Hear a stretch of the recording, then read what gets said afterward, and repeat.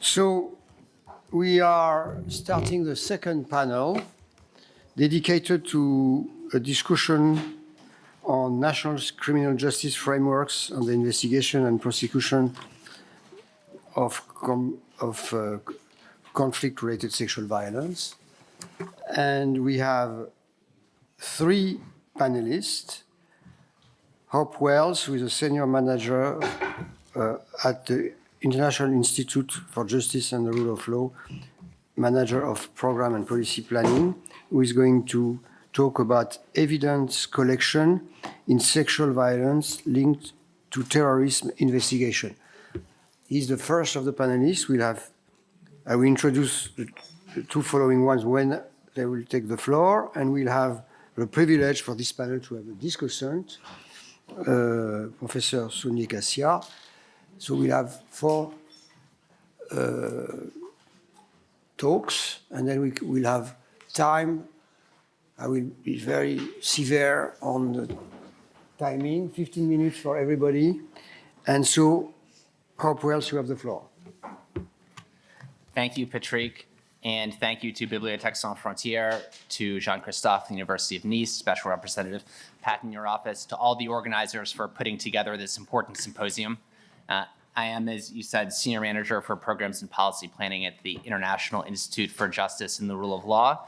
To give you more context for those who aren't familiar with our work, we are a nonpartisan multinational organization based in Malta, governed by 14 countries in the European Union. Our mission is to strengthen criminal justice systems and build transnational networks to promote justice, security, and human rights through a range of activities.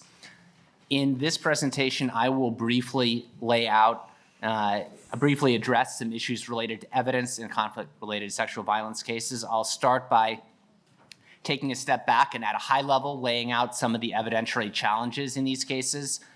I'll then give an overall sense of the universe of evidence that may exist that could be relevant. And then finally, I'll focus on what our work on what we call at the IIJ battlefield evidence specifically shows about the challenges, but also potential opportunities here.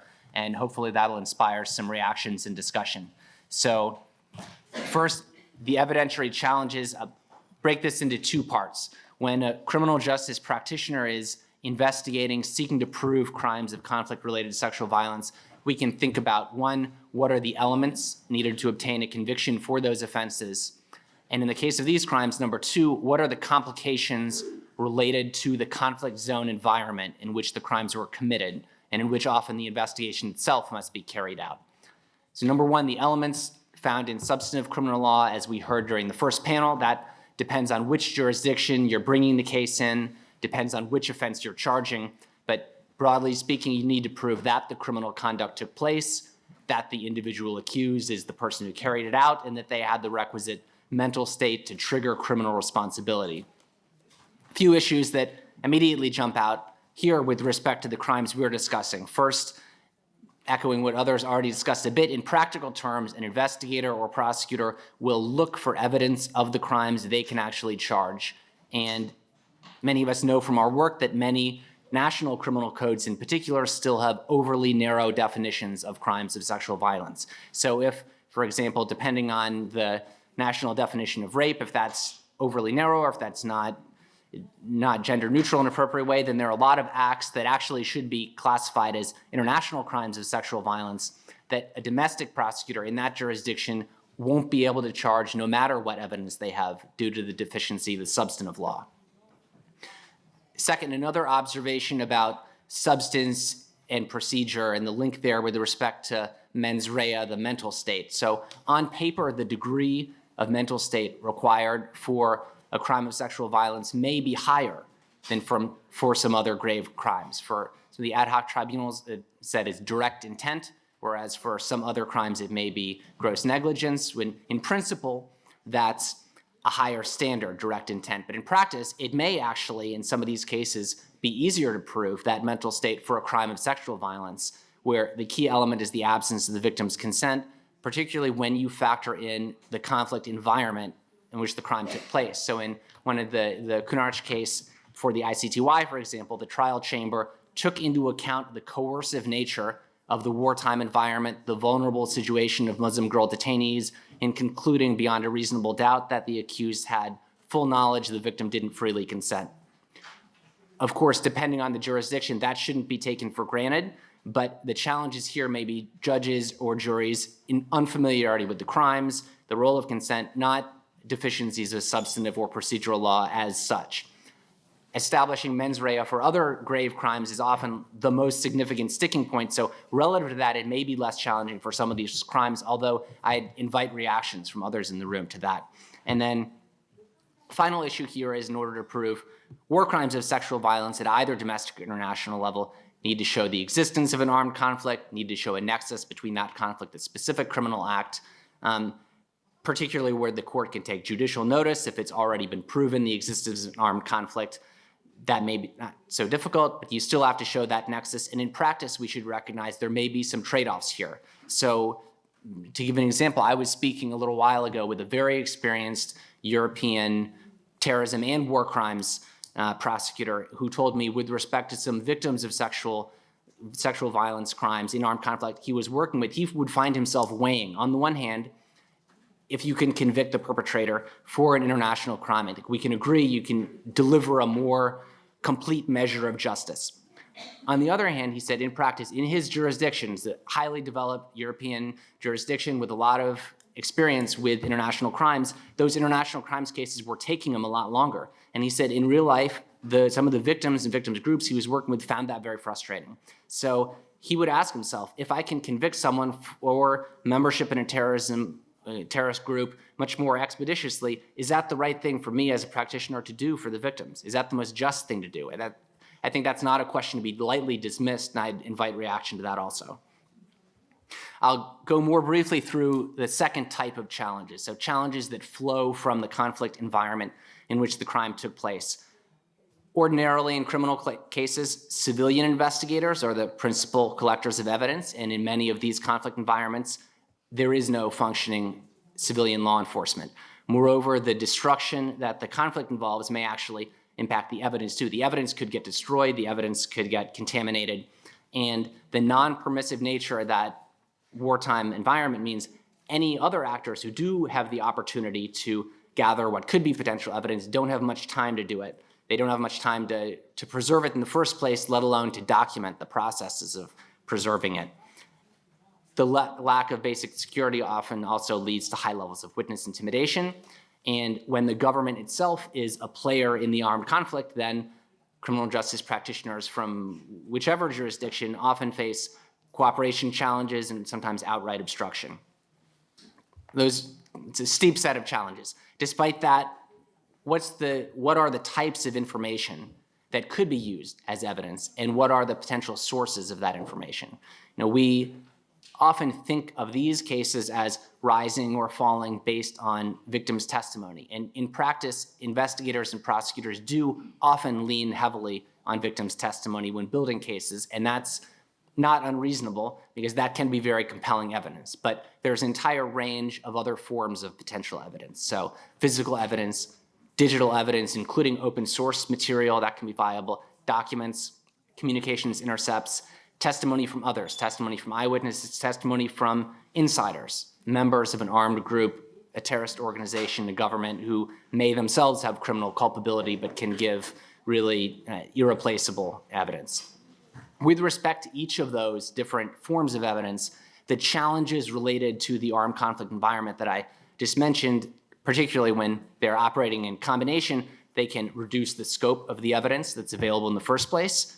They can cast doubt over the admissibility of the evidence that may be available, and they can weaken the probative value of evidence even if it may be admissible. Which type of impact depends on the circumstances of the case as well as the criminal procedure, but take witness intimidation. So witnesses may be unwilling to testify at all, for any reason, under any conditions due to fear of reprisals, understandably. Or it may be the case that they're only willing to give their statements outside of court with their identities shielded, with the right of confrontation for the defendant severely curtailed, in which case, depending on the jurisdiction, a court may not admit that as evidence. Or if they do, they may admit it, but just accord it limited weight.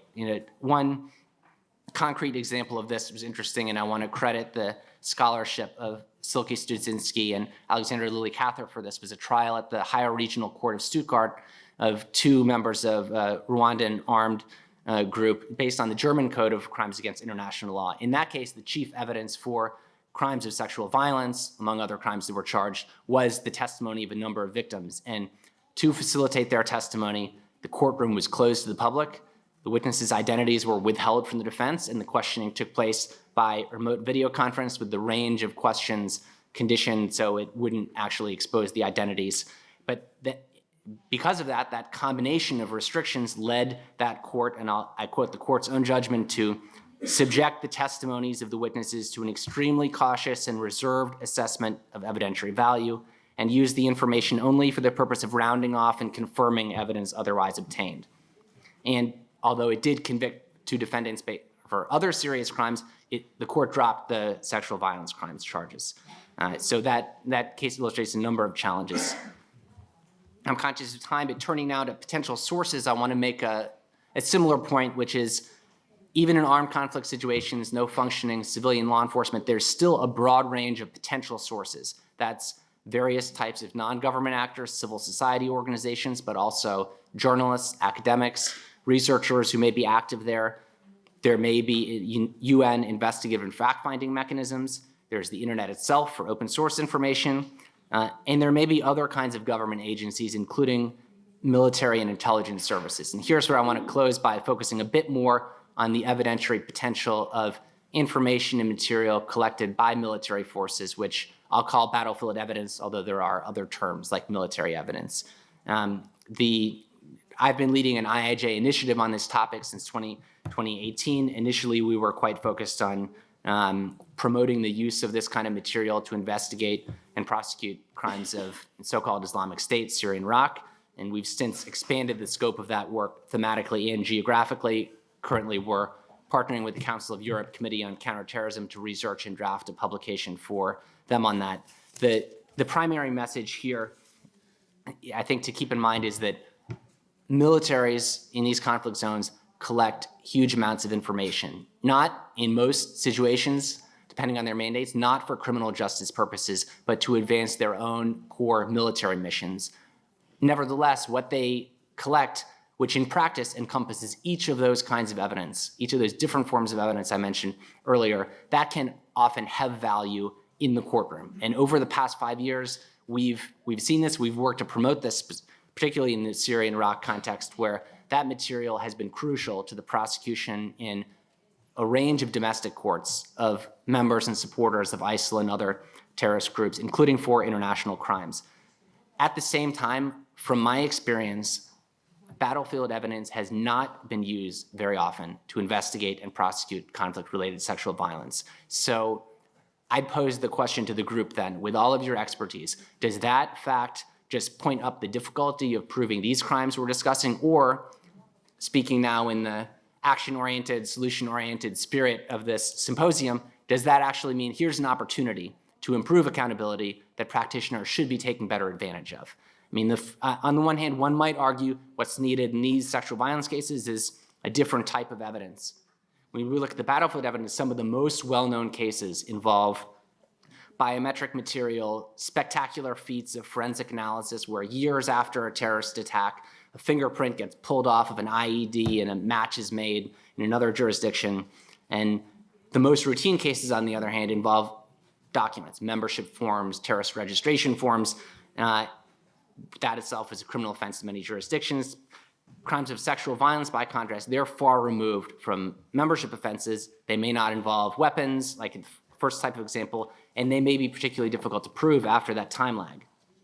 But I'd argue, actually, on the other hand, there is great potential value here, because hypothetically, if the military obtains the journal of an enemy combatant who's committed crimes of sexual violence, that journal may record those crimes. If the military intercepts communications between perpetrators, they may be caught on tape boasting about their crimes. Finally, and I think this is the most plausible and also the most valuable, if the military detains people and seizes their digital devices, they may find not just messages in writing, but actually photos and videos documenting these crimes. And military collected material may not just document the actus reus, as in those hypotheticals, but it may also contain evidence that otherwise supports charges by substantiating financing, aiding and abetting liability, or just reinforcing the fact that the perpetrators were fully aware this was a coercive environment and kind of defang any potential consent and defense to the mens rea element. So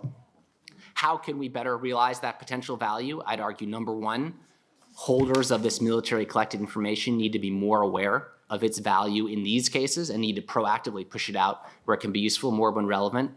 Number two, those who are investigating conflict-related sexual violence need to be more aware of this potential type of evidence. And where there's an organizational divide within, say, a war crimes unit between the terrorism folks and who are investigating these crimes, as there often is a divide, then they need to coordinate better. And then finally, that those counterterrorism and war crimes practitioners need to themselves give greater priority to their crimes. I would add one final parenthetical about the Syria-Iraq situation, which is now we're seeing a specific kind of gendered paradox there, where terrorist group members, countries of origin, are taking an increasingly proactive approach to repatriate people from that zone and, when appropriate, to prosecute them. But for many countries, they're only repatriating the women and children. And they're leaving the men languishing in detention camps over there in that conflict zone, which is actually becoming even more unstable today. So as a result, although, of course, it's not exclusively men, but it is predominantly men who are responsible for crimes of sexual violence, they're not coming back. They're not being prosecuted. Instead, the individuals whom we are seeing prosecuted are disproportionately women. And in contrast to other crimes, there's a disproportionate degree of impunity for the crimes of sexual violence. So I think in closing, overall, we should keep in mind that no single piece of evidence is more than once in a while a silver bullet. Convictions are more often and better based on multiple types of evidence, all mutually reinforcing and strengthening each other. So again, I think in the spirit of the symposium, I'm hoping to raise awareness of this type of evidence as a potential tool in conflict-related sexual violence cases. And with that, I will close. But once again, thank you to all the organizers, especially to you, Patrick and to Jean-Christophe. Thank you for having us, and I'll look forward to the discussion. Thank you, Rob, for a fascinating presentation.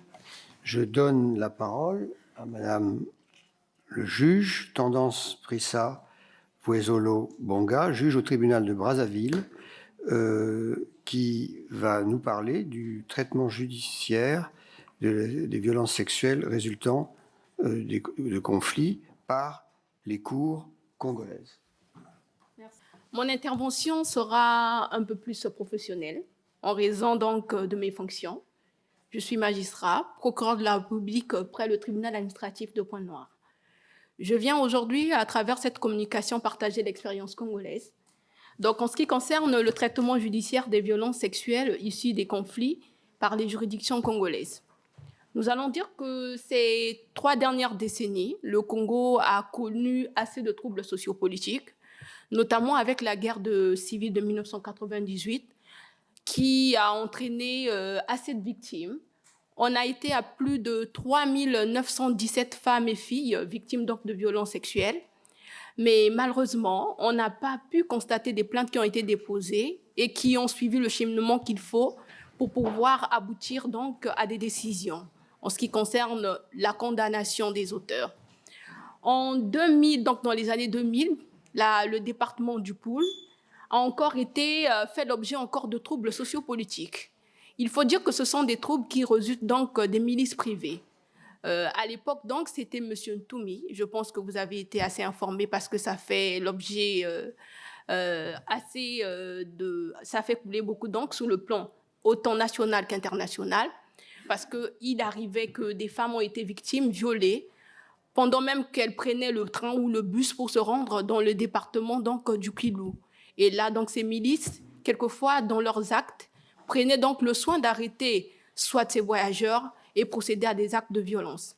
Alors qu'il arrivait donc, on constatait que sur le territoire national, il y avait une partie du territoire où régnait la paix, notamment Brazzaville et les autres, alors que dans le département du Poul, il y avait des sévices qui se perpétraient sur des femmes, des filles, au point même, nous avons eu un cas où une jeune fille a été malheureusement déviergée par ces milices-là. En ce qui concerne donc le plan international, le Congo est bon élève puisque nous avons ratifié les conventions donc, de 1949 et ainsi que les protocoles additionnels, de sorte que, en ce qui concerne le plan interne, nous avons aussi signé, ratifié donc la convention en ce qui concerne le statut de la Cour pénale internationale. Sur le plan national, nous allons donc évoquer la Constitution du 25 octobre 2015. Nous allons évoquer également la loi numéro 8-98 du 31 octobre 1998 portant définition et répression du génocide, des crimes de guerre et des crimes contre l'humanité. Enfin, nous avons eu une innovation récemment. Il s'agit donc de la loi numéro 19-2022 du 4 mai 2022 portant donc aux répressions des violences sexuelles faites aux femmes en République du Congo.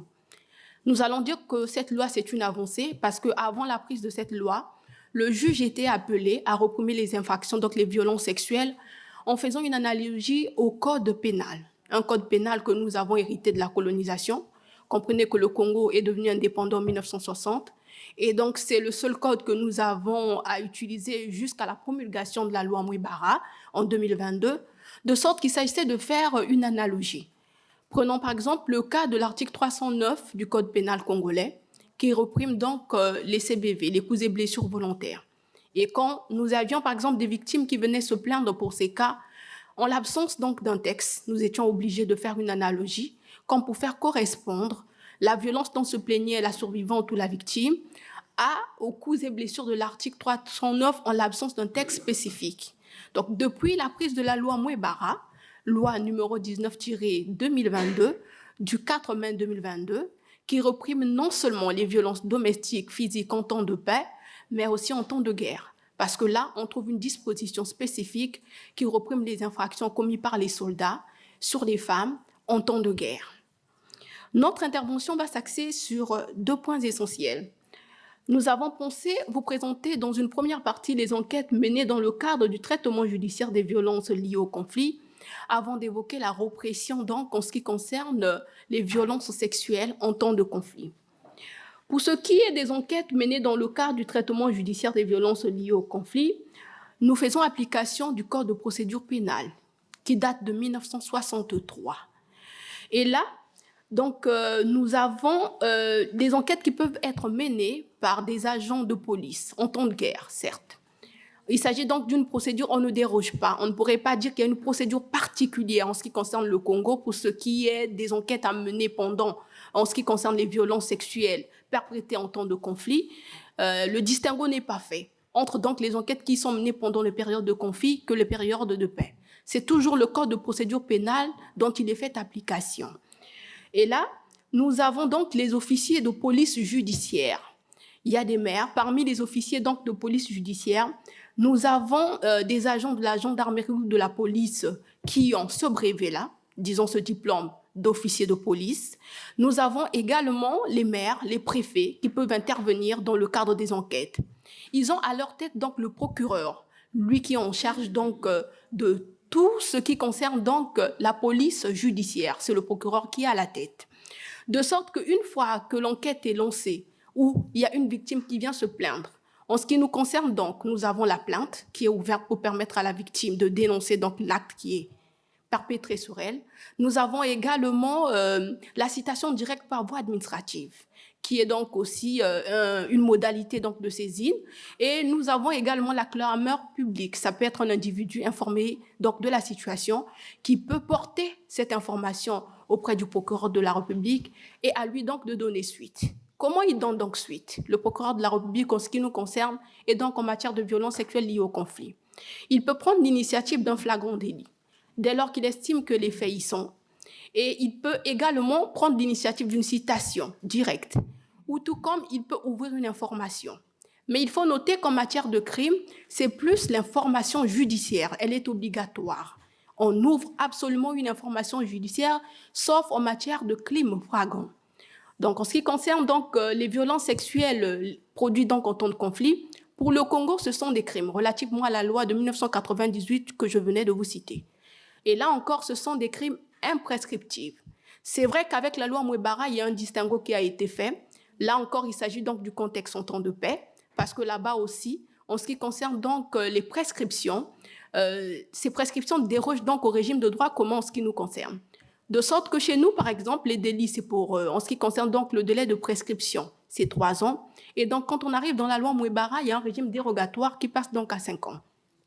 Revenons donc en ce qui concerne donc les violences sexuelles perpétrées en temps de conflit, dont nous disons que ce sont des crimes et qui sont imprescriptibles et qui, en ce qui nous concerne, donc passent devant donc une session criminelle. Il s'agit donc de la cour criminelle qui juge de ces affaires. De sorte que le procureur de la République ouvre l'information, constatant qu'il s'agit d'un crime, transmet donc, au cas où il y a une information qui est ouverte, il conclut avec un réquisitoire aux fins de transmission donc des pièces auprès du procureur général au niveau de la cour d'appel. Et donc le juge d'instruction de son côté va donc prendre, constatant si les faits sont établis qu'il s'agit d'un crime, lui également prend donc une ordonnance de règlement définitif aux fins donc de transmission de l'entier dossier au procureur de la République près donc la cour d'appel. Ce dernier, examinant donc cela, prend l'initiative de toucher la chambre d'accusation qui après transmet donc l'entier dossier au niveau de la cour criminelle. Voilà donc de manière brève ce qui se passe donc en matière d'enquête chez nous. Mais il faut souligner que malheureusement, de ce que nous avons pu faire comme recherche documentaire, très rares ont été donc les décisions rendues en la matière. Nous avons pu dénoter tant dans la vie associative, puisque je suis également membre de l'Association des femmes juristes du Congo, dans les différentes opérations, ou bien disons les différentes activités que nous avons eu à organiser, nous avons, pendant la période où se sont perpétrées des exactions du côté du département du Pôle, nous avons bel et bien reçu des victimes qui sont venues nous exprimer donc les préjudices qu'elles ont eu à subir. Mais malheureusement, dans les recherches que nous avons eu à faire, nous n'avons pas trouvé de décision rendue.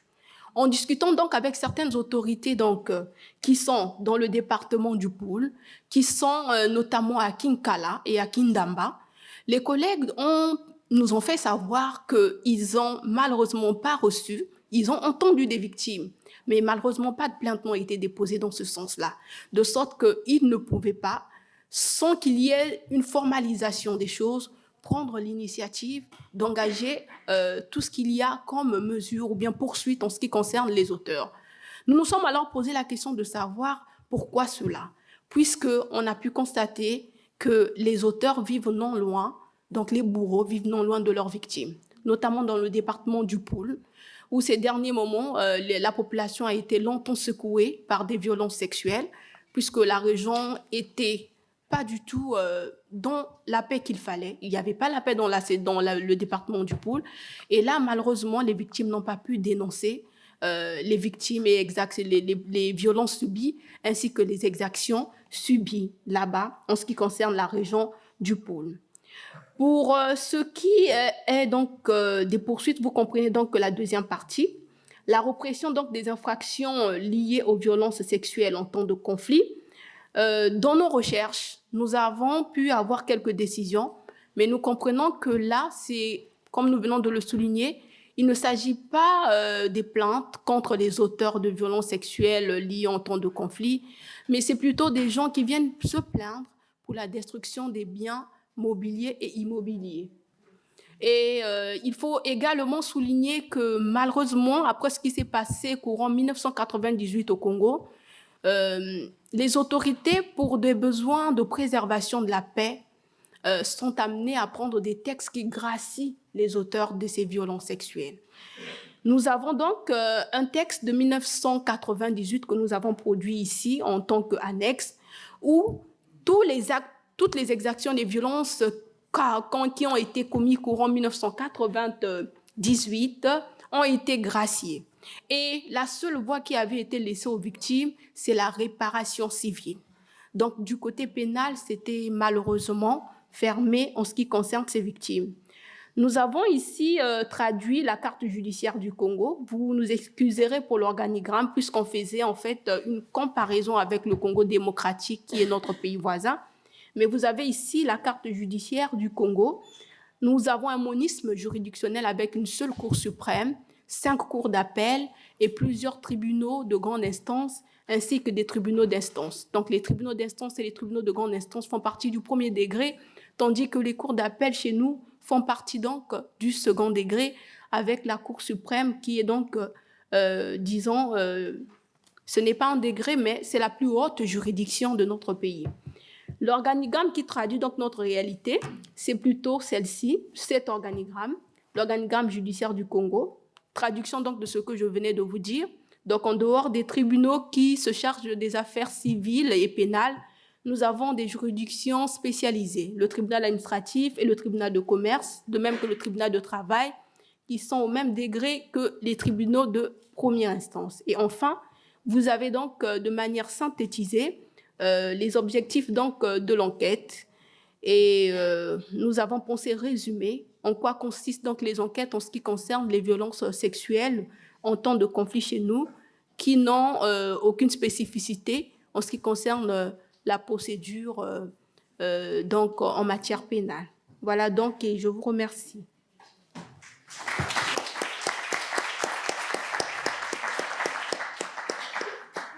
Merci beaucoup pour cette très intéressante intervention. Je passe maintenant la parole à Martial Manet, qui va nous parler de la lutte contre l'impunité pour les crimes sexuels au Kivu. Quel bilan pour les audiences foraines 10 ans après leur renforcement? Vous avez la parole. On va éteindre le... Bon, je tiens d'abord à vous remercier pour l'organisation de ce très beau colloque. Je vais vous parler des audiences foraines dans les Kivu. Vous m'entendez si je parle à cette distance? Ouais. Le 30 mars 2013, la représentante spéciale du secrétaire général des Nations Unies chargée de la question des violences sexuelles commises en période de conflit, Madame Bangoura, et le Premier ministre congolais M. Mapon, signaient un communiqué conjoint relatif à l'intensification de la lutte contre les violences sexuelles, en particulier dans l'est du territoire congolais. Dans ce communiqué, le gouvernement congolais s'engageait, je cite, à accélérer la mise en œuvre d'une stratégie nationale visant à lutter contre les crimes sexuels et l'impunité qui les entoure, notamment par le renforcement des audiences foraines. L'organisation d'audiences foraines fut par la suite prévue par une loi organique, la loi numéro 1301-11-B d'avril 2013, donc juste après la signature du communiqué conjoint, qui porte organisation, fonctionnement et compétences des juridictions de l'ordre judiciaire. L'article 45 de cette loi dispose que les cours et tribunaux peuvent siéger dans toutes les localités de leur ressort, et l'article 46 autorise le ministère de la Justice à établir, je cite, pour toutes les juridictions, des sièges secondaires dans la même localité ou les localités de leur ressort, autres que celles où sont établis les sièges ordinaires. Ces audiences foraines, donc des audiences mobiles, qui ne se déroulent pas dans le palais de justice de la juridiction compétente, en l'occurrence souvent militaire, mais dans les territoires directement concernés par les crimes jugés, étaient envisagées comme un palliatif au manque de tribunaux dans ces territoires de l'Est de la République démocratique du Congo, territoire où se concentre la majorité des violences sexuelles perpétrées dans le contexte d'affrontements des groupes armés entre eux et des groupes armés avec les forces armées de la République démocratique du Congo. À titre d'exemple, au sud Kivu, territoire de 65 000 km², c'est-à-dire 2 fois comme la Belgique, seulement 4 tribunaux étaient compétents pour juger les crimes de viol. Outre cet aspect palliatif, les audiences foraines étaient pensées comme particulièrement pertinentes pour lutter contre l'impunité relative aux crimes, aux actes de violence sexuelle qui entourent les conflits armés, pour 3 raisons principales. Premièrement, ces audiences étaient censées faciliter l'accès au procès pour les victimes, puisque ces dernières, provenant souvent de territoires enclavés, reculés, assez mal connectés aux centres administratifs locaux, n'avaient pas à se déplacer pour se rendre aux audiences et pour témoigner. Deuxièmement, le déplacement des juges à l'endroit même de la commission des crimes devait permettre aux magistrats de mieux appréhender tant le déroulé des événements que le contexte sociopolitique et sécuritaire dans lequel ceci s'était produit. Troisièmement, les audiences foraines sont réputés avoir une dimension pédagogique et dissuasive, puisque, outre les victimes et les auteurs des crimes, les habitants des espaces concernés sont invités à assister aux audiences au rendu de la justice.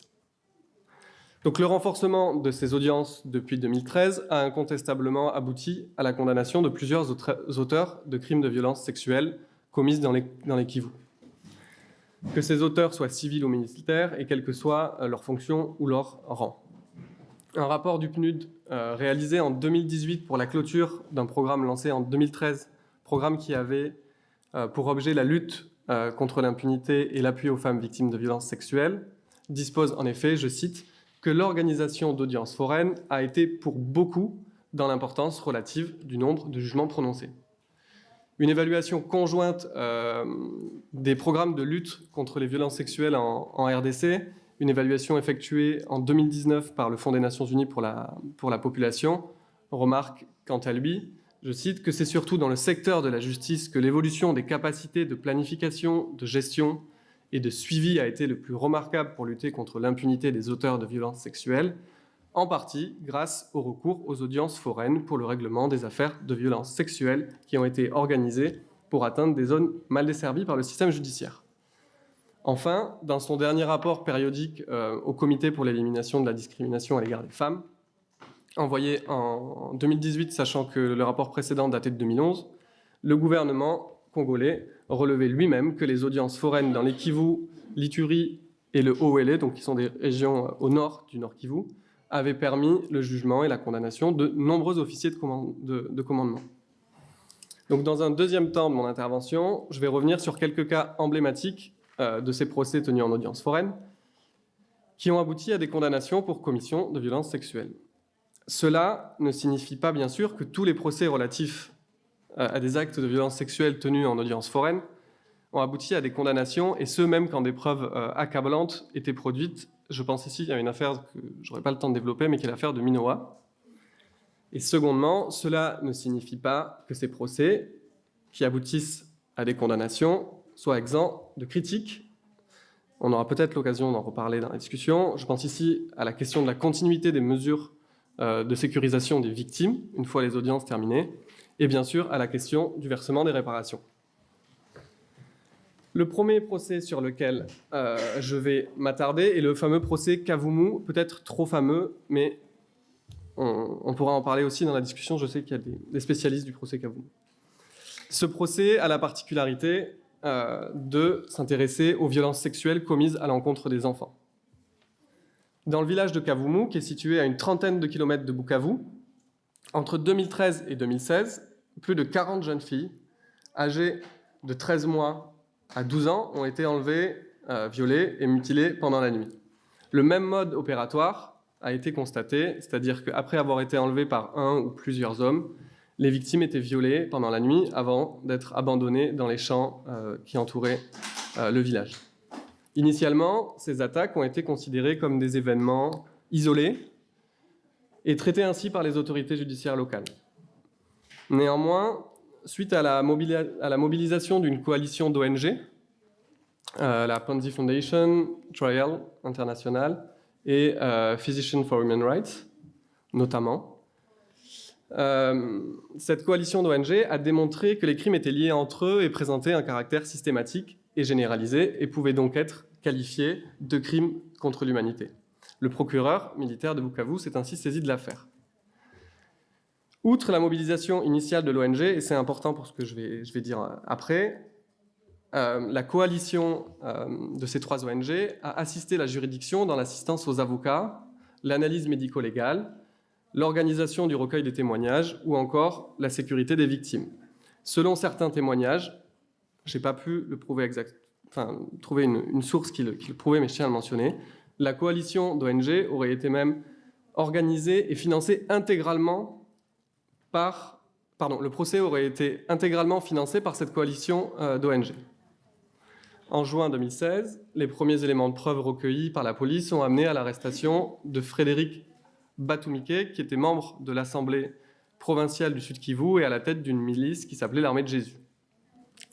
Après 17 jours d'audience et des dizaines de témoins entendus, la cour de Bukavu déplacé en audience foraine, a rendu son verdict et a condamné 11 hommes, dont Frédéric Batoumike, à perpétuité pour des actes de violence sexuelle à l'encontre de 37 enfants, actes constitutifs de crimes contre l'humanité.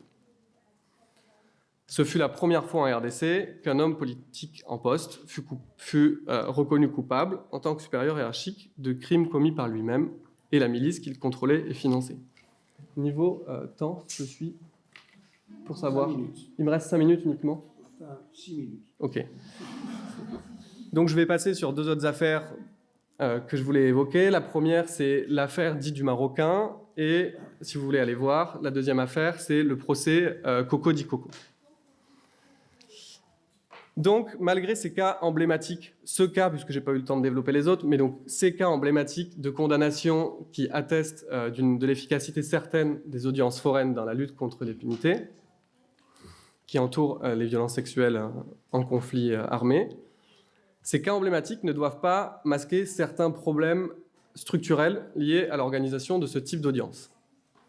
En effet, on s'en doute, leur organisation est d'un point de vue logistique, financier, matériel, relativement lourde à mettre en place. On se doute que déplacer une cour, toute une cour, pendant plusieurs semaines, dans des territoires reculés, enclavés, où des groupes armés sévissent, c'est compliqué, donc, si vous me permettez l'expression, c'est cher. En dépit de son engagement, je cite, à allouer un budget et des ressources suffisantes pour que les institutions judiciaires, militaires et civiles organisent des audiences foraines, engagement renouvelé en 2019 dans une note additionnelle au communiqué dont j'ai parlé au tout début, le communiqué de 2013, le gouvernement de la République démocratique du Congo ne semble pas pouvoir ou vouloir prendre en charge leur financement et leur organisation. Le gouvernement congolais le reconnaît clairement dans son 8e rapport périodique soumis au Comité pour l'élimination de la discrimination à l'égard des femmes en 2018. Il dit que le financement et la logistique des audiences foraines reposent sur les partenaires internationaux tels que la MONUSCO, le Bureau conjoint des Nations Unies aux droits de l'homme, le PNUD, l'UE ou les ONG internationales dont j'ai parlé un peu plus haut. Les audiences foraines sont donc organisées au coup par coup en fonction des partenaires impliqués et des initiatives qu'ils prennent. Bref, il résulte de cette absence de volonté de l'État ou de son incapacité financière et de la dépendance à une forme d'extranéité logistique et financière qu'elle entraîne, que les audiences foraines ne peuvent, pour l'instant, pas faire l'objet d'une planification structurelle et ne semblent donc pas pouvoir prétendre proposer une réponse cohérente et systématique à l'impunité qui entoure les violences sexuelles liées au conflit dans les Kivu. À l'heure actuelle, les audiences foraines apparaissent plutôt comme une goutte de justice dans un océan d'impunité. Pour preuve, en 2022, dans le Nord Kivu, plus de 38 000 cas de violences basées sur le genre ont été signalés. Les autorités judiciaires congolaises ont seulement poursuivi, audience foraine et audience classique, et condamné 51 individus pour des actes de violence sexuelle, 22 membres des forces armées, 11 membres de la police nationale et 18 civils membres de groupes armés. Les organes conventionnels des Nations Unies ne s'y trompent pas. Elles ont un avis assez critique sur la lutte contre l'impunité et donc sur l'utilité relative des audiences foraines. Dans ses observations finales concernant le 5e rapport périodique de la RDC, rendu en 2017, le Comité des droits de l'enfant notait avec une vive préoccupation que les auteurs de viols et de violences sexuelles sur la personne d'enfants, en particulier dans les régions du pays qui étaient touchées par le conflit, jouissent de l'impunité. Le Comité pour l'élimination de la discrimination à l'égard des femmes, dans ses observations finales concernant le 8e rapport périodique de la République du Congo dont j'ai parlé tout à l'heure, se déclarait quant à lui sérieusement préoccupé par l'augmentation du nombre de violences sexuelles dans les zones touchées par le conflit et surtout par l'absence d'enquête, de poursuites et de sanctions infligées aux auteurs de ces infractions, notamment à ceux exerçant des fonctions de commandement. Et pour finir, les observations les plus récentes sont les observations finales de 2022 concernant le 6e rapport périodique de la RDC au Comité des droits de l'homme, où les experts de ce comité enjoignaient le gouvernement congolais à intensifier ses efforts pour poursuivre et traduire en justice les auteurs de violences sexuelles, y compris celles commises durant les conflits armés qui continuent dans l'impunité. Je vous remercie, j'espère avoir respecté le temps. Je n'ai pas eu de papier. Absolument. Nous sommes exactement dans les temps. Merci beaucoup. Et je donne la parole à Emmanuel Saunier-Cassia, professeur à l'université Saint-Quentin-Saclay aussi. Ah oui, oui. maintenant Saclay, c'est Ah vrai. oui, nous sommes collègues. Voilà. Je pourrais partir par la même excuse virale du virus sacré, mais je vais essayer de m'abstenir. Ma plus grande excuse, en fait, est celle de ne pas du tout être compétente pour traiter du sujet et discuter de ces formidables interventions que nous venons d'avoir. Mais en tant que lobbyiste du droit européen, je vais m'attacher à essayer de rattacher avec un esprit d'escalier différentes choses qui pourraient être intéressantes en rebondissant sur des éléments qui m'ont intéressé dans vos contributions respectives. Donc ça ne sera pas très rigoureux. Tout d'abord, la question de la preuve que vous avez abordée, et notamment la question des différents types de preuves. Et le mot que j'ai particulièrement retenu, moi, en tant qu'européaniste et observatrice de la jurisprudence de la Cour, c'est la question de l'acceptabilité. L'acceptabilité des preuves ou la non-acceptabilité. Et ça m'a fait penser à une jurisprudence qui a précédé celle du 16 janvier 2024 dont parlait Bérangère ce matin sur la question des composants d'un groupe social. Avant que les femmes ne puissent être reconnues tout récemment comme un groupe social, il y avait les communautés homosexuelles qui avaient eu cette reconnaissance de cette qualification devant la Cour et qui avaient posé devant la Cour la question de l'admissibilité ou l'acceptabilité de certains types de preuves.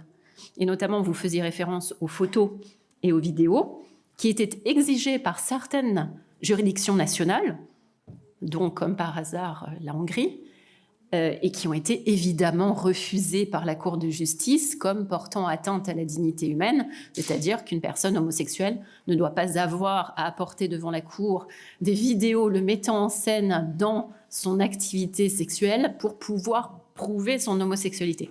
Mais ce qui était exigé ou qui devenait une chose courante pour essayer d'emporter la conviction des juridictions nationales afin d'obtenir la protection internationale, ce qui est évidemment gravissime et intolérable. Donc déjà, voilà, sur la question de l'acceptabilité, je pense que c'est vraiment une question extrêmement importante. Ensuite, en vous écoutant, j'ai aussi réagi à la question de le type de palliatif que l'on peut trouver pour arriver à poursuivre et à la fois mettre en œuvre une protection, le cas échéant, des victimes, mais aussi à poursuivre évidemment les tortionnaires ou les auteurs des victimes. Alors, je ne sais pas si vous le savez, parce qu'en fait, c'est pas très médiatisé, et ça va nous permettre de faire un parallèle avec d'autres choses dont nous avons parlé ce matin, un des silos qui est la lutte contre le terrorisme. Vous connaissez tous, parce que là, ça a été extrêmement commenté, les mesures restrictives en matière de lutte contre le terrorisme, avec cette fameuse question théorique des rapports de système, l'Union européenne devant-elle suivre ou pas les résolutions du Conseil de sécurité des Nations Unies, les mesures autonomes, les mesures qui sont liées à ces mesures restrictives. Il existe depuis 2020 une nouvelle norme, un règlement du Conseil s'attachant à poursuivre en fait des atteintes aux droits fondamentaux de manière un peu générale. D'ailleurs, l'intitulé est assez curieux. Le règlement du 7 décembre 2020 1998 est intitulé « Instituant un régime mondial de sanctions en matière de droits de l'homme ». Et ce règlement sert de base juridique à l'adoption de mesures restrictives pour poursuivre des responsables de grandes violations des droits de l'homme ou de graves atteintes à ces droits fondamentaux dans le monde, notamment les violences sexuelles et sexistes. faites aux personnes, mais notamment aux femmes. Et dans l'actualité toute récente, nous avons une série de règlements d'exécution qui ont été adoptés il y a 6 mois environ, en juillet 2023, pour adopter des mesures restrictives visant, tout comme en matière de lutte contre le terrorisme, certaines entités ou personnes individuelles qui auraient commis des violences faites aux droits fondamentaux, et notamment, j'ai isolé celles qui sont concernées, des violences sexuelles et sexistes. Et dans ces 5 règlements d'exécution de juillet 2023, il y a 6 personnes qui ont été inscrites sur des listes de mesures restrictives pour ce type de violence, visant, alors nous avons parlé ce matin, et avec regret de ne pas en parler assez, de l'Afghanistan, visant notamment le ministre par intérim des talibans chargé de l'enseignement et la justice, ainsi que le président taliban par intérim de la Cour suprême d'Afghanistan, mais également un officier supérieur des forces armées du Soudan du Sud, mais également un responsable du Front populaire pour la renaissance de la Centrafrique, et enfin un commandant d'une brigade de fusiliers motorisés des forces armées russes. Parce que l'une des motivations qui a suscité les premières adoptions de règlements d'exécution était la situation en Ukraine, avec les exactions commises par les forces russes, et notamment à l'encontre des femmes et des enfants et des personnes. Ça, c'est aussi une terminologie qu'il m'a intéressé de ne pas entendre en tant qu'européaniste, c'est la notion de personnes vulnérables. On n'a pas parlé de ce terme de vulnérabilité. On s'est beaucoup intéressé à la question de est-ce que ça concerne que les femmes, est-ce que ça concerne les femmes et les enfants, est-ce que le viol, on l'a vu avec l'élargissement de la définition, concerne au-delà des femmes et des enfants, c'est-à-dire toute personne pouvant faire l'objet d'un viol. Dans le cadre du droit de l'Union européenne, on parle de personnes vulnérables, et notamment dans le cadre de l'asile et des demandes de protection en matière d'asile. Depuis la rénovation des différents paquets de directives, le terme de personnes vulnérables ou la vulnérabilité est arrivé dans les textes pour accorder justement une attention particulière à ces personnes qui peuvent justement avoir notamment fait l'objet de viols sur la route de la migration, dont on sait que cela est extrêmement courant. Donc on a là, paradoxalement, tu disais pour lutter contre l'impunité, donc les palliatifs de ces tribunaux volants, notamment soutenus par l'UE, pour des raisons financières. Le paradoxe ici, c'est que le contentieux éventuel ne va pouvoir, le cas échéant, bénéficier, alors je mets plein de guillemets, qu'aux auteurs des violations des droits fondamentaux. Puisque ce ne sont pas les victimes qui vont aller contester devant la Cour leur caractère ou leur qualité de victime, ce sont ceux qui font l'objet des mesures restrictives, c'est-à-dire de gel des fonds, d'atteinte à leurs droits de propriété, qui, le cas échéant, pourraient, j'imagine, puisque ces règlements sont tout récents, pourraient aller au contentieux pour contester, comme en matière de lutte contre le terrorisme, des mesures restrictives en considérant qu'elles ont été indûment prises à leur encontre. Et là, on retrouve la question de la preuve, parce que rappelez-vous, enfin en tout cas ceux qui ont suivi un petit peu ces affaires, la question notamment, et qui a fait tomber plusieurs listes de mesures restrictives, a été quel type de preuves permettent d'adopter tel type de mesures restrictives. Alors bien sûr, la Cour s'en est sortie en conservant les effets dans le temps de ces arrêts d'annulation de l'inscription sur des listes noires de personnes et entités suspectées d'être liées au terrorisme, en attendant que les listes ne soient réadoptées sur des fondements plus sérieux. Mais on pourrait tout à fait aussi avoir ce type de contentieux. Et j'y pensais notamment en vous écoutant, c'est-à-dire que vous avez fait référence, madame, à la clameur publique. Tu as fait référence donc aux témoignages portés de manière irrégulière et finalement qui ont un caractère aléatoire, puisqu'il n'y a pas de systématicité, comme tu nous l'as montré, des tribunaux volants. Ici aussi, on est dans un caractère tout à fait aléatoire qui va dépendre des types de preuves qui peuvent être réunies, des informations émanant des ONG auxquelles tu as fait référence et qui vont créer justement une espèce de paradoxe dans le contentieux que l'on pourrait souhaiter être pour les victimes, mais qui en fait, à l'inverse, pourrait être, même si au final, la jurisprudence en matière de lutte contre le terrorisme nous a montré que, évidemment, dans le fond, ce n'est pas le cas, mais qui pourrait revêtir ce paradoxe de venir protéger les droits fondamentaux des violeurs, pour ne prendre qu'un seul terme, plutôt que des personnes qui ont fait l'objet de ces violences. Voilà ce que la modeste européaniste pouvait dire en rebondissant sur des communications sur lesquelles j'étais tout à fait incompétente. Merci. Merci beaucoup, Emmanuel. Alors, est-ce que l'une ou l'autre des panélistes voudrait répondre à Emmanuel avant que j'ouvre la discussion dans la salle? Sinon, on ouvre et puis après, vous aurez l'occasion de reprendre. Est-ce qu'il y a des questions, des remarques dans la salle? Alors, c'est toujours la même chose, c'est la séance de l'après-midi, la première séance après le déjeuner. C'est toujours difficile, il faut se lancer.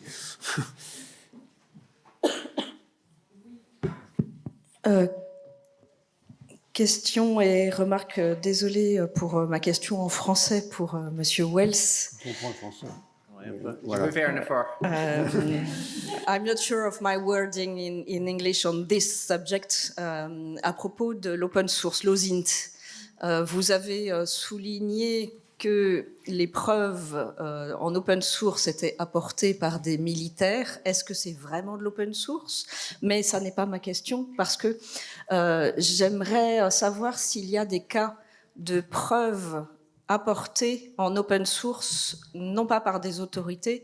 Dans le cadre de la lutte contre le terrorisme, c'est normal que ce soit les autorités qui y enquêtent, mais dans le cadre de procès relatifs à des violences sexuelles contre d'éventuelles autorités, il y a, ou d'autres groupes, mais il y a par exemple tous ces civils israéliens qui depuis le 7 octobre enquêtent en open source sur où sont les otages, etc. Ça n'est qu'un exemple. Il y a de plus en plus d'ONG, je crois, qui travaillent sur de l'open source.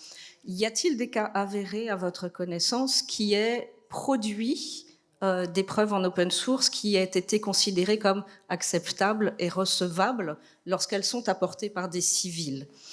Et puis une remarque pour compléter le propos de Emmanuel et de Martial.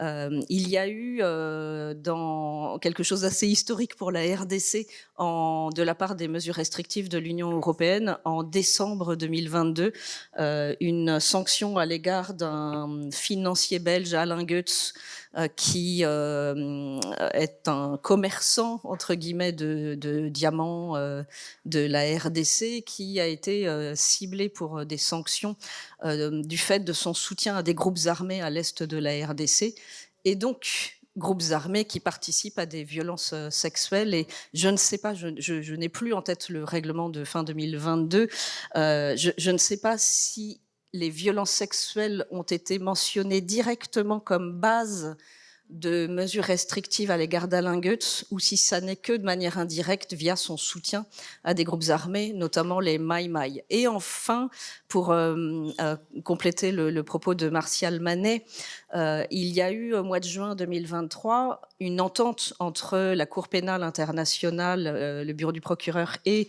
la République démocratique du Congo, visant à ce que la Cour pénale internationale renonce à toute poursuite concernant des situations en RDC, moyennant quoi elle soutiendrait la justice nationale congolaise, notamment en matière de violences sexuelles. Dans l'accord, il n'y a rien sur les audiences foraines. Est-ce que quelqu'un parmi vous, parce qu'on en a discuté avec Martial et nous n'avons pas la réponse ni l'un ni l'autre, est-ce que quelqu'un parmi l'Assemblée est informé de potentielles suites de cet accord de 2023? Est-ce que la Cour pénale internationale soutient des actions visant à mettre en place de nouvelles audiences foraines en République démocratique du Congo? Merci, j'ai été un peu longue. Fascinating reaction, actually, and just to briefly respond to a couple of the threads there. One, just to clarify on the, I would not consider it when I said that militaries collect each of those various forms of information. I'm referring to documentary information, physical information. They take statements from people that they detain or encounter. They intercept digital material, and they harvest the data from digital devices from people that they detain or come across. I would consider open source. We could talk about open source for a while as an entirely different tool which could be useful but as a separate item. But in terms of the admissibility of that, I mean, if there's a 2017 matter before the ICC where they based an arrest warrant for a Libyan commander, in large part, if not decisively, as I understand, on a bunch of videos and other things posted on Facebook, the Werfeli case. And there are other examples. The two resources that are very useful on that are the Berkeley Protocol and the Leiden Guidelines on digital evidence in terms of what's needed in order to authenticate and verify and to try to reinforce the probative value of open source material. The final thing I would say on that, though, is that there's a difference between potentially strict admissibility within a legal system and not just probative value, but actual kind of practical courts familiarity. So there are systems. It's my understanding that at least at the start of the full-scale conflict, when Russia escalated its invasion in February 2022, that at that point, if you really read the Criminal Procedure Code of Ukraine, there was nothing that prevented courts from using open source information. But in practice, had they really used it very much and were they familiar with it? No, and a bunch of those judges had a view where they wanted that. They wanted a statute. They wanted something telling them you can use this, and they would sometimes be prone to err on the side of caution, where if they weren't told you can admit this. But so then there's a difference between strictly is it admissible versus is it actually used in practice? Are courts familiar with it? And then if they're familiar with it, okay, they might admit it and not strike it from the case file, but would they be comfortable actually basing a conviction on that? Probably not in a lot of cases. So I distinguish that. And I think there's a distinction there in many different systems, in many different contexts. Thanks. Moi, pour répondre à Bérangère aussi, fin décembre, j'ai participé à un festival OSINT à la Gaieté Lyrique. Et on nous a présenté une enquête de la cellule Afrique de la BBC sur des violences sexuelles et des assassinats qui avaient été perpétrés par des militaires camerounais dans le nord du Cameroun, où l'enquête de la BBC faite en OSINT a servi ensuite, je ne retrouve pas forcément ma note, mais a servi durant le procès de preuve. Donc un procès qui s'est tenu 2 ans après, je crois que c'était en 2015, et que le procès a eu lieu. Les faits datent de 2015. La vidéo de la BBC, la vidéo de la BBC basée sur l'OSINT de 2018. Et donc ça a lancé un procès qui a abouti sur une condamnation de ces militaires-là. Ouais, procès national. Avec l'utilisation de preuves OSINT, comme il disait comme les spécialistes de l'OSINT disaient à ce moment-là dans ce festival. Et d'ailleurs, j'étais le seul juriste, et ils m'ont tous dit qu'ils seraient très intéressés d'avoir l'appui de juristes pour justement traiter de ces questions de preuves, et notamment une organisation qui s'appelle All Eyes on Wagner, qui est une ONG, qui suit en OSINT tous les agissements de Wagner, et qui alimente pas mal le bureau du procureur de la CPI, en preuve OSINT. Et donc ce serait intéressant de creuser avec eux pour voir s'il y a des cas de violences sexuelles qui sont, qui ressortent des enquêtes OSINT de cette organisation. C'était juste... Moi je vais vous poser une question. Sur la question des preuves, dans les cas que vous avez eu à traiter, qui c'est qui apporte, comment les preuves sont collectées, qui sait quel type de preuves vous récupérez et qui c'est qui les procure? En ce qui concerne donc les juridictions congolaises, lors de l'enquête préliminaire, ça peut être la police. Une fois qu'ils ont eu à enquêter, terminer l'enquête, ils transmettent le dossier donc au procureur de la République. Comme je venais de le dire, dans le cadre des crimes, l'ouverture d'une enquête judiciaire est obligatoire. Donc, dès lors que c'est ouvert, il transmet donc au juge d'instruction, lui qui, de son côté, vous savez également, est appelé aussi à rassembler des preuves. Les preuves peuvent être apportées non seulement par la police, mais la victime elle-même aussi, si elle estime qu'elle a des personnes qui peuvent venir conforter donc les faits décrits, elle aussi est habilitée donc à produire des éléments de preuve en ce qui concerne la tenue donc du procès. Et vous avez eu aussi des preuves amenées par les autorités politiques, par exemple, les maires, les responsables administratifs, ou ça passe jamais directement par eux, ça passe par la police. Il faut dire que là, il faut distinguer. Par exemple, ou par l'armée. D'accord. Donc, comme je venais de souligner d'entrée de jeu, en ce qui concerne donc les violences sexuelles commises en temps de conflit, c'est complexe parce que c'est difficile, on n'a pas trop de procédures. Je vais donc prendre l'expérience des violences qui sont donc commises donc dans la sphère familiale, par exemple. Donc, dans le cas des violences physiques, psychologiques et autres, quand les preuves sont rapportées, comme je venais de le dire, c'est la victime qui nous rapporte. Ça peut être d'un certificat médical établi par un médecin. Et quelquefois, quand la compréhension du certificat médical n'est pas possible pour le juge, il fait appel au médecin pour qu'il vienne devant la barre également pour témoigner. Mais il arrive que dans le cadre, par exemple, là, c'est un cas particulier où nous avons, par exemple, c'est vrai que ce n'est pas dans ce domaine, mais c'est par exemple une infraction phonique. Ça peut être des agents des eaux et forêts qui peuvent vous ramener les éléments de preuve. Donc, en tant qu'officier de police judiciaire, ils peuvent fournir des preuves. C'est vrai que je n'ai pas des cas où les maires ont eu à nous ramener des dossiers, mais encore là, peut-être des dossiers dans le cadre de l'atteinte à la sûreté de l'État et autres, où ces agents sont, donc de l'État sont amenés, ça peut être des militaires ou des policiers, qui nous ramènent donc des preuves devant des juridictions. Ça peut être une arme ou ce qu'ils ont saisi sur le lieu donc, de la commission de l'infraction. Mais dans le cas des violences, on accepte autant que les preuves soient fournies par la victime ou comme par l'officier de police judiciaire qui a eu à mener des enquêtes préliminaires dans le cadre de l'affaire. Maintenant, ça y est. Je voulais juste apporter une réponse à la question précise sur la RDC. Il me semblait que ça ne pouvait pas être la même base juridique. En effet, le règlement d'exécution donc de décembre 2022 auquel tu fais référence se base sur un règlement de 2005 qui concerne l'embargo sur les armes de la RDC. Donc, ce n'est pas du tout la même base juridique que cette base juridique inédite de 2020 à laquelle je faisais référence. Et la personne, en tant qu'individu à laquelle tu faisais référence, Alain Goetz, a fait l'objet d'une mesure restrictive, mais uniquement sur la question de l'exploitation et le commerce illicite de ressources naturelles. En revanche, il y a parmi les 17 personnes qui ont fait l'objet de mesures restrictives, il y en a une qui a fait l'objet de mesures restrictives en raison de viols commis sous sa responsabilité, sous son commandement, entre juin et décembre 2021. C'est Monsieur Tipi. Voilà. Emmanuel a déjà répondu, du coup, effectivement.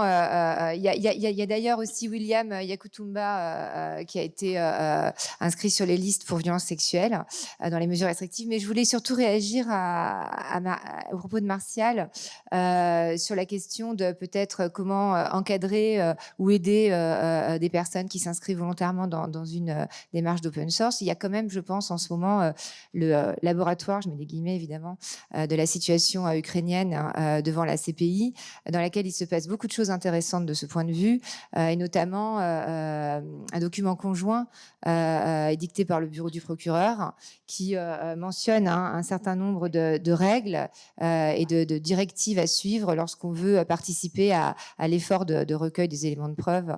Donc voilà, il y a une démarche en ce moment et une réflexion sur la question. Et est-ce qu'il mentionne l'épreuve open source? Ah oui, c'est à destination, si tu veux. C'est à destination des personnes qui souhaitent s'engager dans l'effort de recueil des preuves dans la situation ukrainienne. Et donc, on leur indique, c'est comme une espèce de vadémécum, si tu veux, avec... voilà. Oui, je crois que ça s'appelle en français guide à l'utilisation des organisations non gouvernementales. Je peux le trouver tout à l'heure, je vous donnerai la guide. Je voulais juste revenir à Paulina Massida. Je suis le conseil principal du bureau au sein de la Cour qui s'occupe de la représentation des victimes dans les procédures. Comme ça c'est fait. Voilà. Je voulais revenir sur la question que Bérangère soulevait de l'accord entre le bureau du procureur et la RDC. Alors, deux remarques. La première, l'accord dit explicitement dans son article 7, si je ne me trompe pas, que l'accord ne peut pas être lu de façon à limiter le pouvoir du bureau du procureur conformément à l'article 54 du statut, ce qui signifie, en termes simples, que le bureau du procureur garde le pouvoir d'enquêter éventuellement sur la situation en République démocratique du Congo, notamment sur la situation qu'à la Cour nous appelons comme situation numéro 2, la dernière qui a été référée par la RDC l'année passée. Deuxièmement, je pense que l'accord est très soucieux à ne pas donner trop de détails de comment la coopération entre la RDC et le procureur va se faire. Si on lit l'article 6 qui détaille le type de coopération, essentiellement, on mentionne la formation de fonctionnaires, la possibilité d'avis juridique sur questions ponctuelles, etc., la possibilité pour des agents de la RDC de venir à la Cour en tant qu'invités professionnels, etc. Ceci dit, le procureur, en ce moment, fait de la question des violences sexuelles et des crimes contre les enfants une priorité du bureau. Ce qui veut dire, à mon sens, que certainement cette question sera une question ciblée à discuter avec le gouvernement de la RDC, comme d'ailleurs avec le gouvernement de Venezuela, parce qu'un accord pareil a été aussi signé dans cette situation. Et donc, je pense qu'il pourrait y avoir une assistance ponctuelle pour pouvoir enquêter et réprimer les crimes de violence sexuelle. Merci. Karim Khan était allé rendre visite à la RDC, est allé rencontrer plusieurs autorités. J'ai oublié la date, mais c'était après la conclusion de cet accord et il avait déclaré à la télé congolaise qu'il arrêtait les enquêtes sur la RDC. Donc, quand bien même dans l'accord... oui. Oui, mais il n'en ouvrira pas d'autres. Il n'en ouvrira pas d'autres.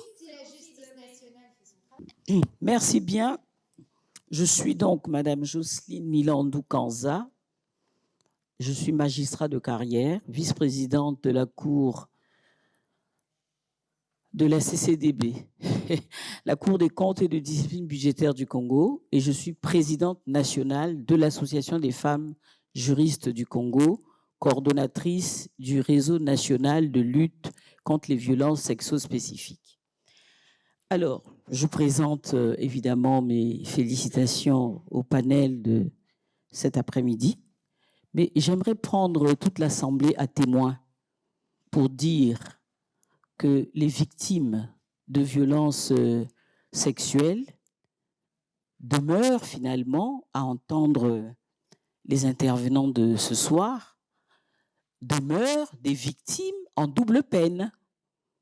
Personne ici n'a pu nous dire qu'il y a eu tant de cas référés, tant de plaintes et qui ont abouti à des jugements. Donc je pense que l'intérêt de ce genre de rencontre, c'est aussi de contribuer à ce que les choses s'améliorent, notamment en termes de sanctions.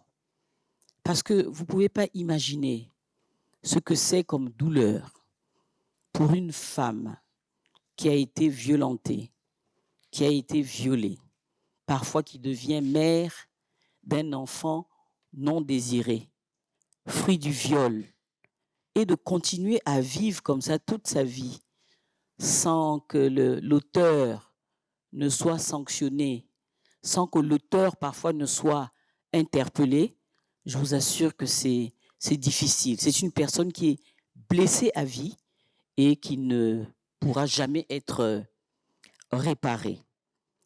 J'aimerais ensuite dire à l'attention de M. Winthrop Wells que je ne sais pas comment il peut expliquer cette affaire de potentiel de preuves, des preuves qui proviendraient des champs de bataille. Mais lorsque les preuves sont rapportées par l'armée avec du matériel sophistiqué, je ne sais pas de quelle armée vous parlez. Vous parlez d'armée moderne ou bien vous parlez d'armée besogneuse, artisanale, comme celle qui existe dans mon pays ou dans les pays qui ressemblent à mon pays?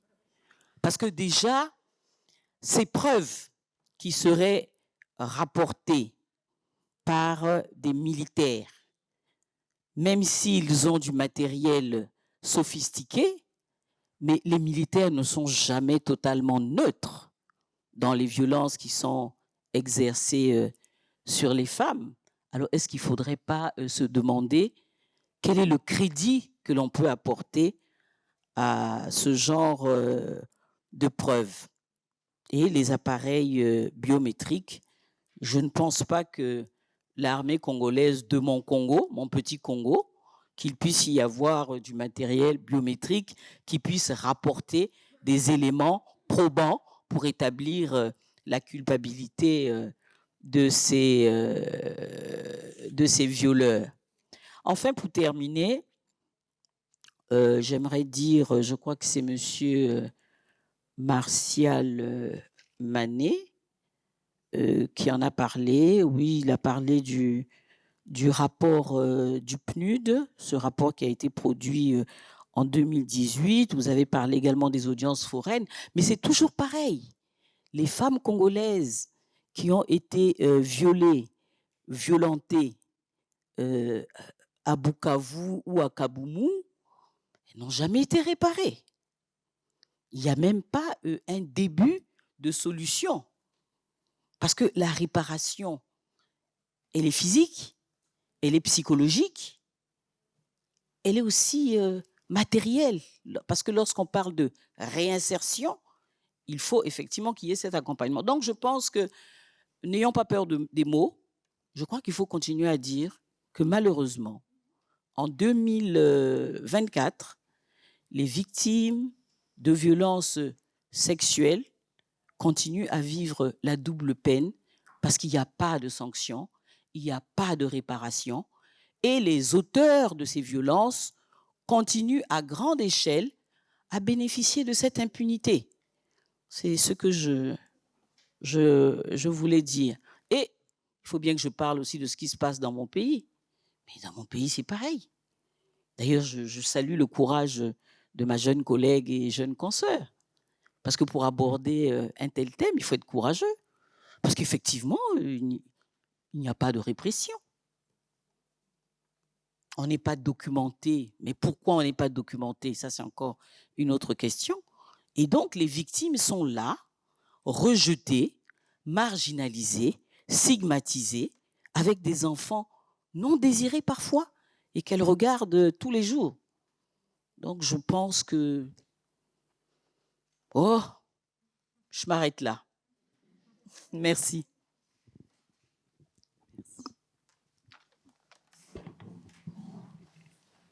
Sure. Just so to respond briefly to what I think you expressed very well as in introducing a note of caution about, in practice, actually, depending on which military it is, what are they actually collecting? Can it actually be useful? What is it relevant to these kinds of cases?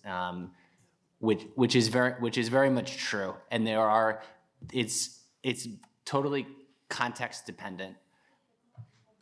How much a certain force collects, what they collect, how they preserve it, how well that works. In practice, a bunch of many different countries in many different contexts we've seen, the forces are collecting information that can be valuable, but what they're collecting and the way they're collecting it and the challenges, you point up the fact that it really does, it's context specific, it really varies from country to country. I would also say that even for some of the most technologically sophisticated and best resourced militaries, this is a fairly recent development. And there was an entire kind of learning process, if we want to put it that way, for them about how they can store and analyze and then use, and how they can get comfortable with sharing some of this material with judicial actors. So there's going to be there are a lot of challenges for any military, but for some militaries who are dealing with more straitened circumstances, and where there's also, I think, an important distinction between, if we're talking about kind of a unit of special forces and a regular military officer, and what their training is, what the standard operating procedures are. In some of those situations, if you're trying to improve the flow of information, then yes, you need to focus just on the beginning part of the chain, focus on the collection in the first place, because if the military isn't collecting things that could be relevant, then it doesn't matter kind of interagency coordination, or if to try to convince courts that they can use it because they're not going to get it anyway. A silver lining, I think, there, a positive way of looking at it, though, actually, is that if we are trying to maximize the pool of potentially relevant information for courts, because that can improve accountability. And so for that reason, we're trying to promote the flow of this information. Our argument, our kind of sales pitch to some of these militaries may be easier in a way, which is to say, for a really technologically sophisticated military, which is already collecting a lot of stuff, they're analyzing it, they're using it for their own military force protection, intelligence, targeting other purposes. If they're talking to people from their judicial system, they're saying, hey, we would like some of that information also, because it could be evidence in court. The military looks at them and says, what am I getting out of it? What's the value to me? Whereas for some militaries that are not collecting as much, or they're not collecting it with the same resources or according to the same processes, the sales pitch is actually you are foregoing a lot of that military value. They're not able to harvest the military value, the intelligence value. So if they can improve some of their processes of collection, preservation, storage, analysis, that will intuitively, for them, they'll get what the value is to their own core mission by doing that. And secondarily, that can be useful to judicial authorities too. And then the final thing I'd mention is that, again, context specific, there are different models. So there is a model of prévôtal or provost forces, which are law enforcement or criminal justice judicial forces of a type embedded within military units, which that model has been used in some countries. It also has pluses and minuses, but that also is one way of confronting this challenge that can work in some environments. Thanks. Non, deux choses que je voulais dire, parce que je pense que la question des preuves, c'est un sujet où je pense qu'on pourrait faire 2 jours dessus. Mais juste de rappeler que d'abord, qui considère qu'une preuve est admissible ou non, ce sont les institutions judiciaires. Et voilà, point. Donc, moi, j'entends souvent ONG qui enquêtent, etc. Moi, je dis on documente. Il n'y a personne qui enquête à part les institutions judiciaires au niveau national ou international. Et je pense que simplement, il faut le rappeler, ça, parce que ça pose des choses. Après, bien sûr, tout dépend du contexte et de plein de choses. Et la question aujourd'hui du fameux OSINT et aussi de la question des vidéos et des photos. Moi, j'en parlerai un petit peu demain, mais nous, on a développé un outil digital qui prend les témoignages, des photos, des vidéos des survivantes de viol. Et en fait, par exemple, nous, on va travailler en collaboration, soit avec des enquêteurs de la Cour pénale internationale, soit des enquêteurs d'unités nationales, en France notamment l'OCC, LCCH, j'arrive jamais à me souvenir de cet acronyme. C'est-à-dire que ça va leur donner des indications et après, eux, en fait, ils vont utiliser ça dans le cadre de leur enquête. Donc, c'était ça que je voulais rappeler. Et la deuxième chose, je voulais réagir. Je vous ai vu, j'ai réagi. Alors, le procès Kavumu, à chaque fois, pardon, mais il arrive. Je pense que c'est intéressant de se questionner parce qu'il y a eu un travail extraordinaire, effectivement, fait par Trial, etc. Par contre, ça questionne profondément sur comment ça s'est passé et le fait qu'à un moment, en tant qu'organisation internationale ou ONG, avec la meilleure des intentions, tu te substitues complètement à un système qui, en fait, ne fonctionnent pas. La République démocratique du Congo, je pense beaucoup d'entre vous, on y travaille, on rentre du Kasaï il y a quelques mois, dont on parle un peu moins, le Kasaï, mais qui est aussi un endroit... voilà. Et en fait, derrière tout ça, il y a la question de la bonne gouvernance, il y a la question... il y a tout ça, en fait. Donc, c'est énorme. On peut pas... Voilà.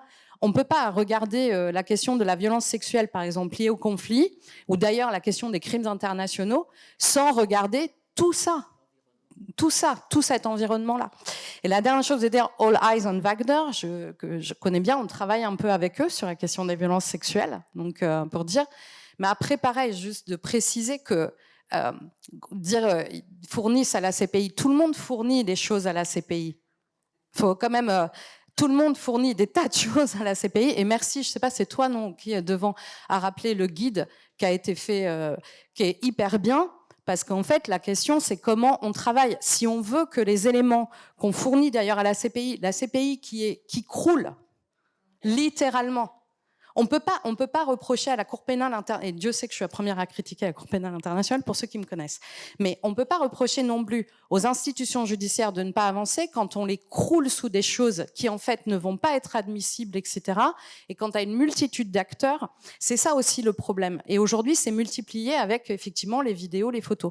Et la question Israël, par exemple, elle est intéressante, entre guillemets, parce que on va voir, mais même la question spécifique des violences sexuelles, si on part du principe qu'il n'y a personne qui a survécu, qu'il n'y a pas de témoignage, etc., on arrive sur la question de ces fameuses vidéos qu'il faut sourcer, qu'il faut authentifier.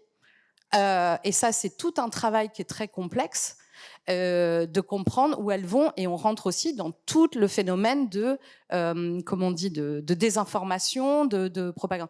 Voilà, bref, je m'arrête là-dessus, mais tout ça pour dire que tout ça est très complexe et que parfois, il faut revenir aussi aux bases de qui enquête, qui considère quelque chose c'est admissible. Ce sont des cours au niveau national ou international, et que je pense que toutes les personnes autour, ONG, citoyens aujourd'hui, et c'est super ça que tout le monde travaille à ça, il faut travailler à essayer de guider le plus possible en termes de, je sais pas comment on dit, de procédure, de chaîne. Et le Berkeley Guideline, il est génialement fait pour ça, de comment on fait, et voilà quoi. Parce que sinon, on part dans des choses qui en fait sont très contre-productives de mon point de vue. Enfin, en tout cas de ce que je vois.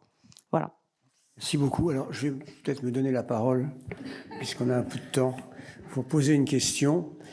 Je pars de la double, je dirais de la triple, peut-être même de la quadruple peine, parce qu'il y a le viol, il y a ensuite la stigmatisation, qui est extrêmement qui n'arrive. En général, il y a une solidarité avec les victimes. Là, c'est l'inverse.